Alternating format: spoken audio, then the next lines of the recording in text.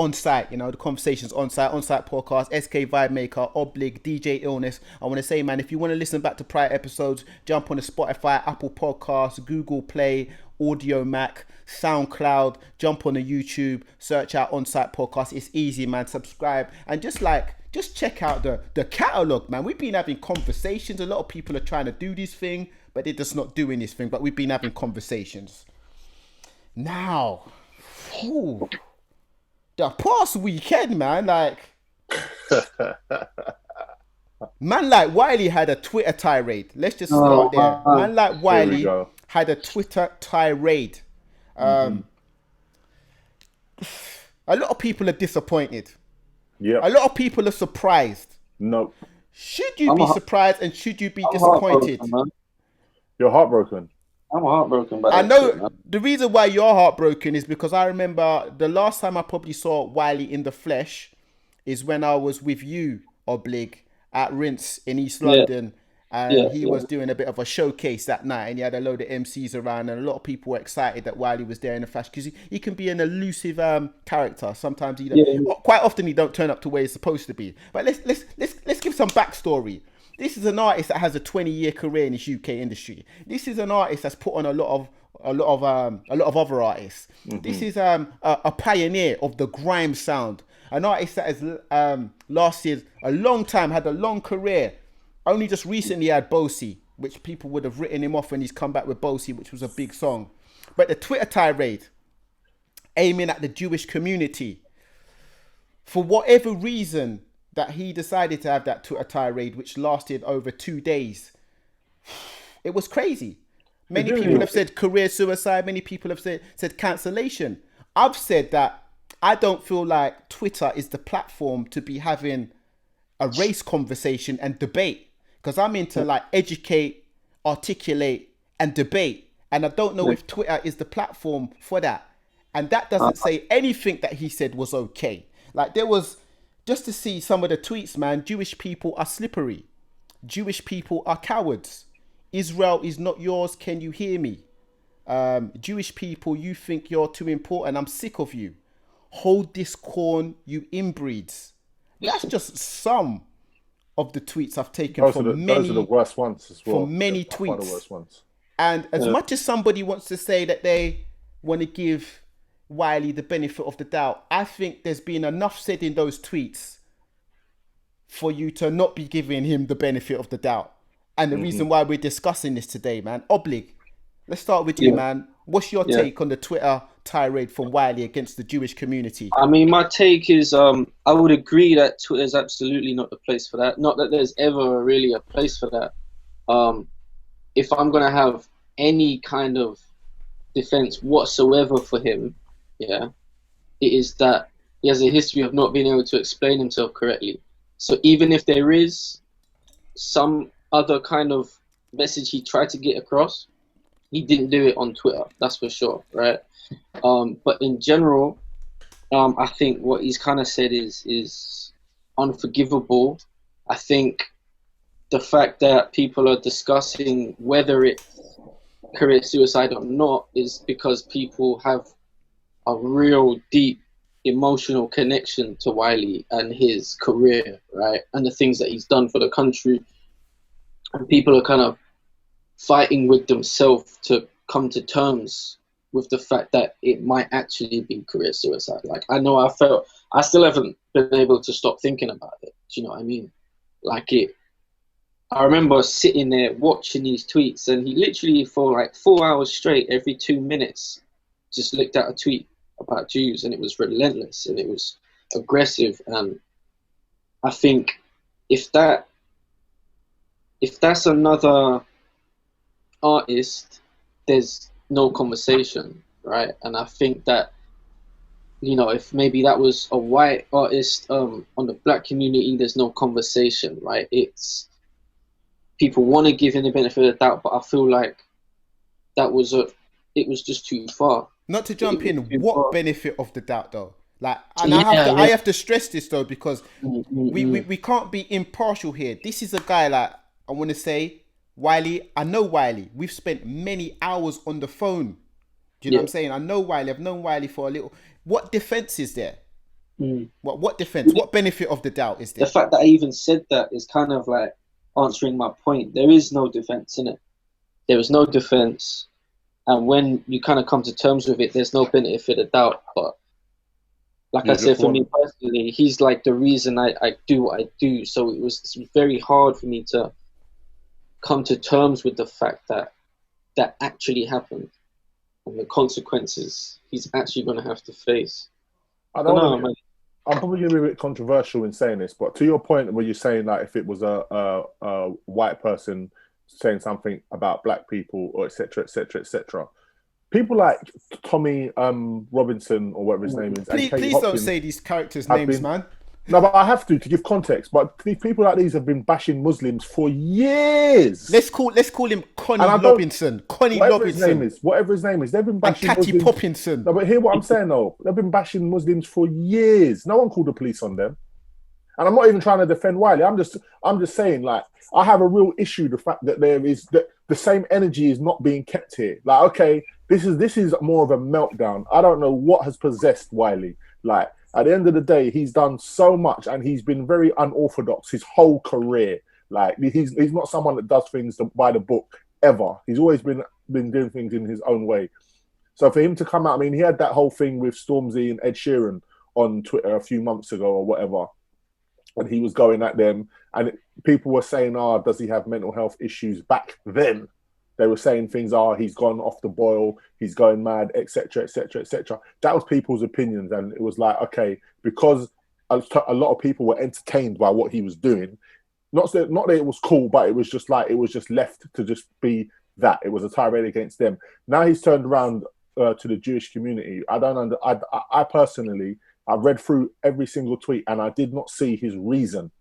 I couldn't make head nor tail of where this energy was coming from. The only thing that I tried, like, you know, like when you're trying to make sense of where someone's coming from, I saw him tweeting about 12 tribes and I have no knowledge on what this 12 tribes is. So I don't know if he's watched the documentaries, found some information that he didn't like and just gone off at one. But for me, this just came out of the middle of nowhere. Like, just literally, I think it was even, just out the middle of nowhere. I mean, there's nothing has sparked this off.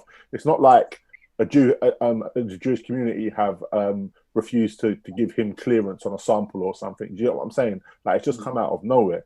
But his manager, John Wolfe, is Jewish. If he's had an argument with John Wolfe, but then does it make it excusable? But it's not excusable at all, because if I've had an argument with you, why am I going online and going at your heritage or your lineage or, you know, your beliefs, your beliefs? That it's unacceptable, bruv. It's unacceptable, bruv. But I do have an issue with the fact that the same energy is not being kept at all. Like, there are some tweets. Alan Sugar's had something to say about this, and then there's some people have gone back and unearthed Alan Sugar's own tweets, racially motivated tweets that he's put out there about, you know, work like dark-skinned people being the workers on the beach at Marbella. There are loads of them. All of them have been unearthed, but there's been absolutely nothing done or said to Alan Sugar. He's fine because he's Alan Sugar. But Wiley goes and does this, and police turn up at his door. That just got me. I don't understand how. Why are we calling the police for this? Yeah, that's highlighted inequality, but it doesn't justify. I'm not attempting to justify. That highlights inequality, but it doesn't justify the tirade. And also, I want to say that I don't feel like I need to say this, but I want to put this on record. Wiley's opinions are not of the whole black community. 100%. Wiley's opinions are not those of the people of color community. Yeah. People have said this is a damaging time. People have said this is a damaging time for Wiley to have chose to go down this route. I feel like it's a damaging time anytime. Mm-hmm. Racism is racism. Racism is not just racism against your ethnic group, and then it's okay for you to condone slurs against other ethnic groups. This is what we need to put on record as well. But that's exactly what Alan Sugar did. And there's no energy towards him whatsoever. That's the point that I was just wanting to make. Like, there and then, crystallize it. That's it. If we're going to have a problem with Wiley, we need to have a problem with everybody. We've got 3 DJs in the virtual room at the moment. SK Vibemaker, DJ Illness, DJ Oblig. You know, we're starting to go back into the places of party, the places of gathering now, where people like us DJ and play music for the masses. Do we play Bosi this weekend? Do we play Bosi this month? Do we play Bosi this year? Do we play Wiley's music? Do we continue to play Wiley's music? I mean,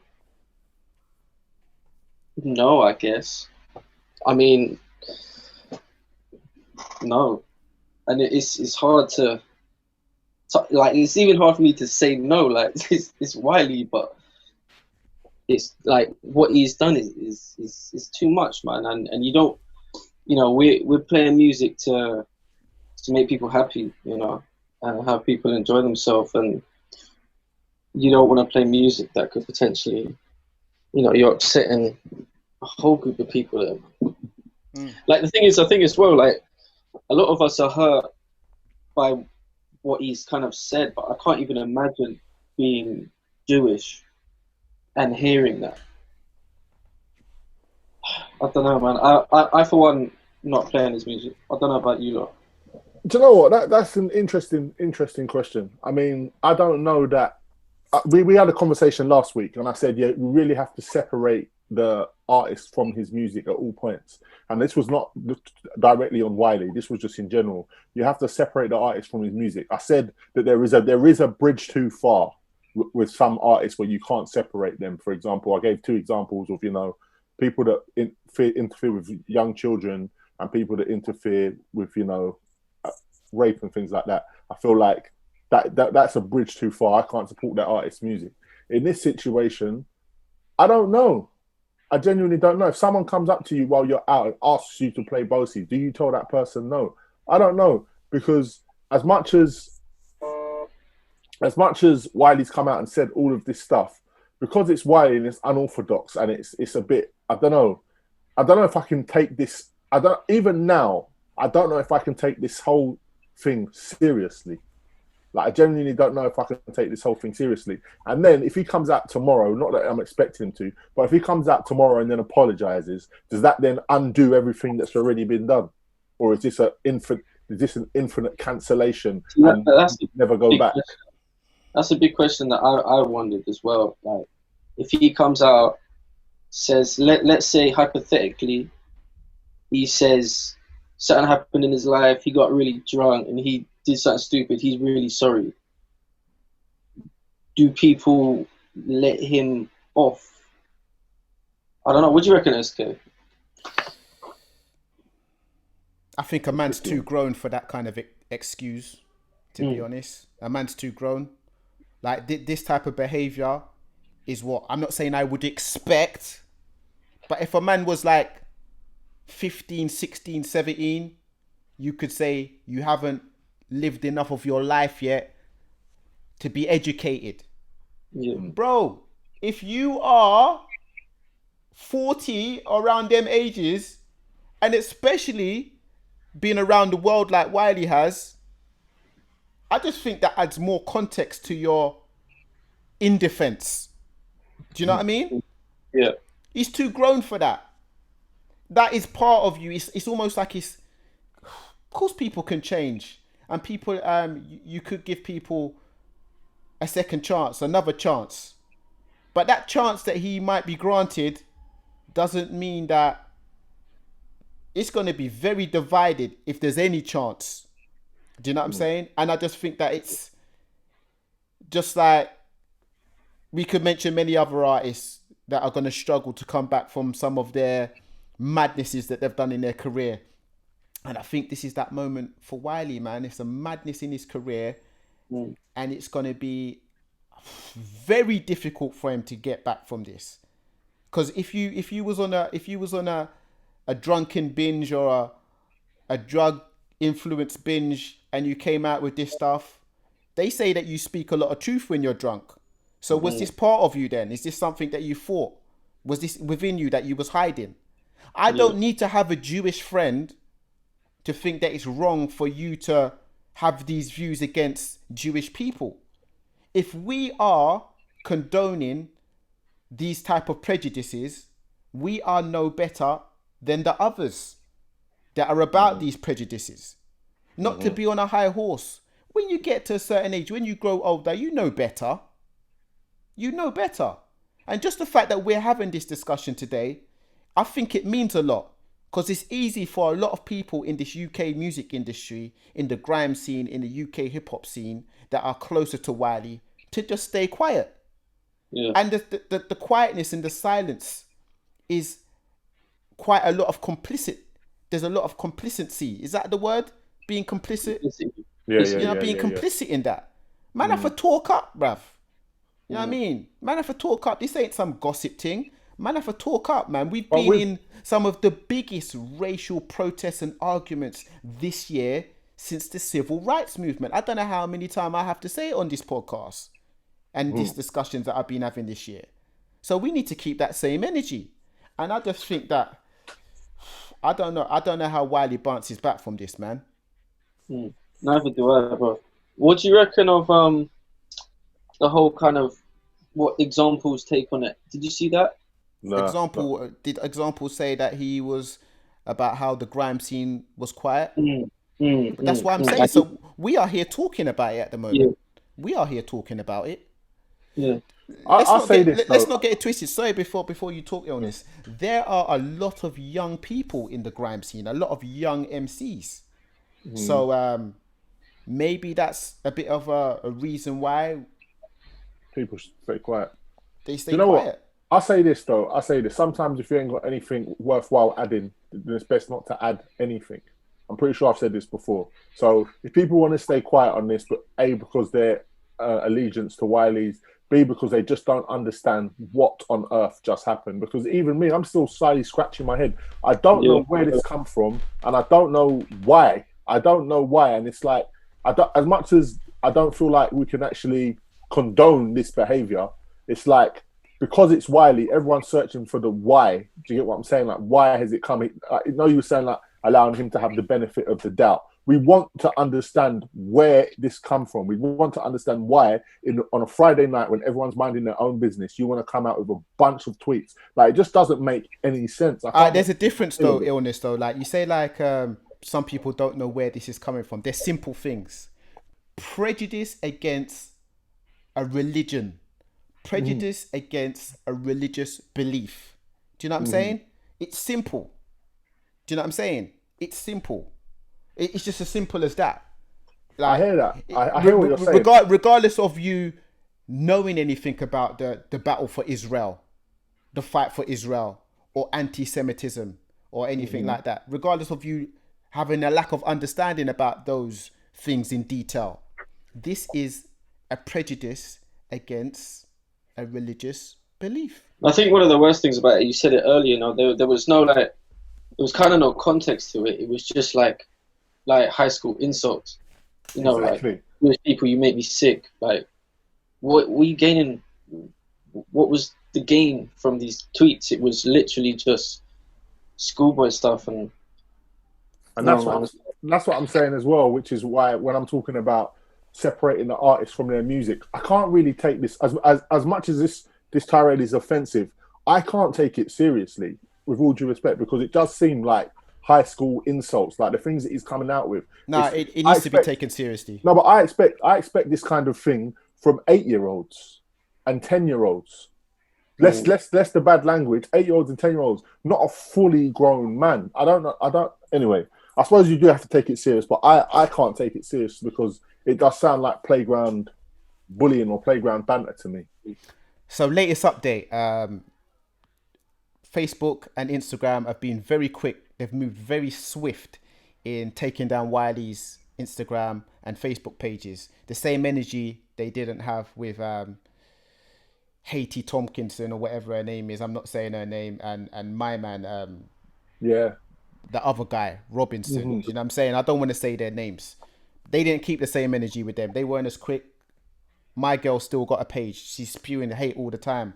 I don't even want to go in her page and see what she's saying. So they've cancelled his pages on Facebook and Instagram. He had many followers. I don't know if that gives them more justification. They feel like they needed to shut this down because he's got a big reach. The Guardian newspaper, they reported on it.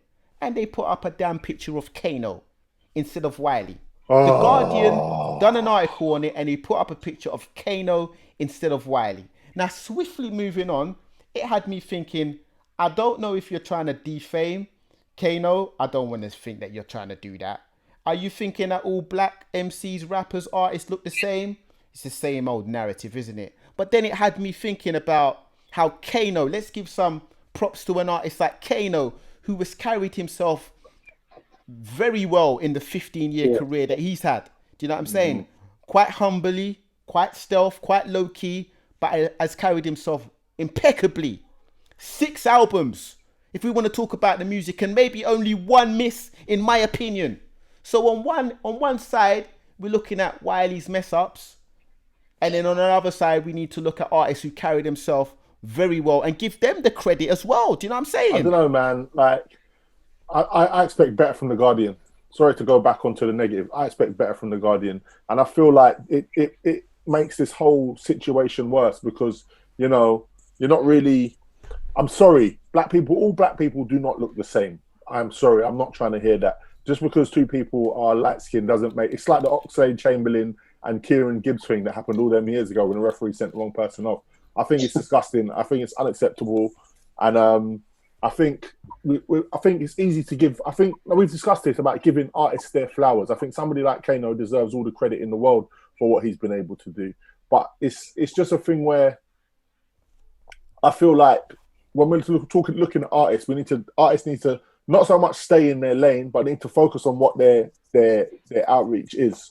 Because if you're talking about religion and stuff like that, when you're really just a musician and you're famous for just being a musician, you're in a realm and a place that, you know, you don't necessarily belong or understand very much. So yeah. And as human beings, that's why it's very important. Educate, articulate, and debate on the right platform. Do you know what I'm saying? Not Twitter. But you say that, but there's a lot of activists on Twitter though. There's a lot of activists putting out their stuff that have educated and learned how to articulate and know how to debate. Yeah, but they do that on Twitter, is what I'm saying. And they are activists by trade, not something else first. Well, but Twitter isn't the platform for it if you're not educated, know how to articulate yourself, and don't know how to debate. There's a better platform for that, man. And bottom line, education. Educate yourself and be open to be educated. Learn how to articulate yourself. Going back to what Oblig said, that he feels like Wiley has fallen foul to not being able to articulate himself. Sorry, that one's not going to call it, mate. It's not the one, bruv. You can't get away with not being able to articulate yourself and getting away with it here, man. Yeah, man. It's not a Wiley attack. I just want to say that it's not a Wiley attack. It's not a Wiley attack, but you do have to kind of break. He has to be held accountable for what he's done. He has to be held accountable. So if it sounds like you're attacking him, you're not attacking him. You're just making him accountable for what he's done. I feel like, do you know what it is? Not even I feel like. I hope that he actually realizes he's made a mess here. Because if he doesn't realize he's actually made a mess or what he's done here is wrong, then we have a bigger problem. Like, that's what I think. Like, I don't know. I'll be quiet. I think then we have a bigger problem if he can't recognize that what he's done is not good. Yeah, one of the things that I'm worried about with it is I remember maybe like halfway through the Rant, he was posting up screenshots of it saying Wiley was trending, and he was like, "All right, let's go," and then he just kept going. So I know, like, frequently he'll do a rant about something and then he'll get trending straight away. And I was just praying that this wasn't some kind of weird publicity way. Yeah.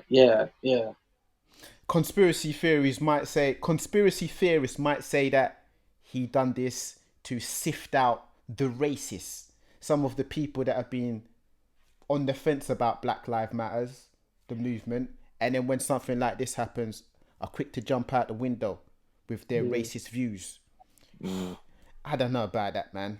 I don't know. But and it also highlights something where be careful about your heroes and your idols. Yeah. Be careful about your idols and your heroes. First and foremost, those heroes and idols should be people that you know well. Do you know what I'm saying? Your parents, family members, someone who's close to you, someone who you know well. When you have idols as celebrities and heroes, if you have heroes as celebrities, and musicians and entertainers, it's a slippery road. It's a slippery situation. Yeah, bro. I put out a tweet I think the next day, where I said, life was a lot easier when I didn't know artists kind of personally. Do you know what I mean? When I just enjoyed the music and just kept it pushing, like before social media and all whatnot. But been let down by a good few people. Do you know what I mean? Recently, I mean, obviously, like the Wiley thing was kind of off the back of Kanye doing his thing, and then I've kind of had a week of looking at two of my most kind of inspirational artists, kind of watching them go down a slippery slope here, and it's hard to take. This is where, again, I repeat, this is where, like I say, you have to distance musicians from the artists themselves, because we don't know what's going on when that microphone turns off. We genuinely don't know what's going on. We don't know the beliefs. We just know that we like the music and want to output what they're putting out. Do you know what I'm saying? It's when they decide to show you what's going on behind the thing, that's when you can really learn. And it's like, if we're all going to be here now and say, okay, cool, we really like this record from Joe Bloggs down the road, who are you? And we're going to interview them before we decide to play their music. We're never going to have any music to play. Do you get what I'm saying? So it's like, there's a fine line between getting too involved in what somebody is and what their beliefs are. As I said, there are levels to that, but at the same point, I think there's a fine line. When we record this podcast and have these discussions on a weekly basis, I'm buying my records in the background. I like my records. They don't come off the shelves. I don't play them. I don't put them on my decks. I don't do that anymore. I play Serato, Virtual and all that. But I put some vinyls up there. I put the covers there so you can see them. Today I've got Little Kim, Hardcore. I've got Dizzy Rascal, the single, Off to Work. I got Snoop Dogg album, Doggy Style, classic. Classic. Mm-hmm. But I got Kanye West, Late Registration up there. Take that down, bro. Let me take that down, bro. Alright, chicken and beer though. Chicken and beer. No, let me put that one up there. Let me replace that with Jay-Z, the Black Album. You get me? Shouts to all the vinyl collectors and that, man. Shouts to you. Change every episode, like the covers. I'll be changing them sometimes, man. I'll be changing them. I'll be changing them. Nah, chicken and beer is a flipping it up on them. Yeah. I can see chicken and beer, yeah? Yeah. Chicken and beer's up there. You get me? The conversation is on site, man. Make sure you listen back to prior episodes on all of the podcast platforms: Spotify, Apple Podcasts, Google Play, Audio Mac, SoundCloud. Search ONSITE Podcast on YouTube and watch back, man. It's very simple. SK Vibemaker, DJ Oblig's here, and Illness is here.